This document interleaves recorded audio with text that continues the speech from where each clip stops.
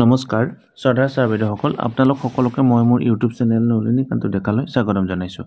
Sir বাইদেউসকল, অসম চৰকাৰে এটি অত্যন্ত গুৰুত্বপূৰ্ণ সিদ্ধান্ত গ্ৰহণ কৰিছে। আজি ভিডিঅ'টোৰ জৰিয়তে কথাখিনি ক'বৰ কাৰণে চেষ্টা কৰিম।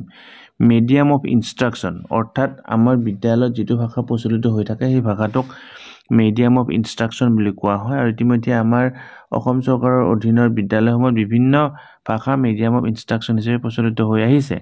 অসম চৰকাৰে এক নটিফিকেশ্যনৰ জৰিয়তে আন ভালেকেইটিও ভাষা মিডিয়াম অফ ইনষ্ট্ৰাকশ্যন হিচাপে অন্তৰ্ভুক্ত কৰিছে। বিশেষকৈ ডিপাৰ্টমেণ্ট অফ স্কুল এডুকেশ্যনৰ তৰফৰ পৰা প্ৰকাশ পোৱা এই নটিফিকেশ্যনখনত সেই কথাটো উল্লেখ কৰা হৈছে। ইয়াত উল্লেখ কৰা হৈছে যে কি নতুনকৈ এই মিচিং, ৰাভা, কাৰ্বি, তিৱা, ডিমাচা আৰু দেউৰী এই ভাষাকেইটাক মিডিয়াম অফ ইনষ্ট্ৰাকশ্যন হিচাপে নতুনকৈ অন্তৰ্ভুক্ত কৰা হৈছে।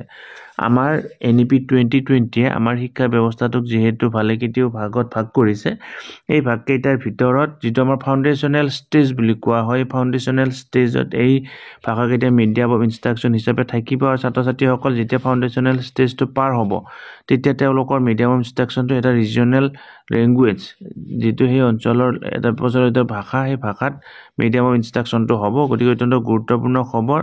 আৰু এই অৰ্ডাৰখন this will come into force with immediate effect. আৰু এই কথাটো উল্লেখ কৰা হৈছে যিহেতু নিশ্চয় নতুন শিক্ষাবৰ্ষত এপ্ৰিল 1 তাৰিখৰ পৰা আৰম্ভ হ'ব, তেতিয়াৰ পৰা এইটো সম্পূৰ্ণ কাৰ্যকৰী হ'বৰ কাৰণে গৈ আছে। ছাৰ বাইদেউসকল, ভিডিঅ'টো ইমান মনোযোগেৰে শেষলৈকে চোৱাৰ বাবে আপোনালোকক ধন্যবাদ জনাইছোঁ।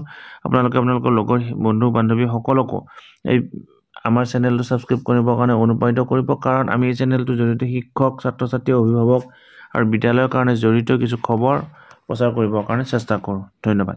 শ্ৰদ্ধাৰ ছাৰ বাইদেউসকল, নলিনীকান্ত ডেকা নামৰ ইউটিউব চেনেলটো হৈছে এটি শিক্ষামূলক ইউটিউব চেনেল।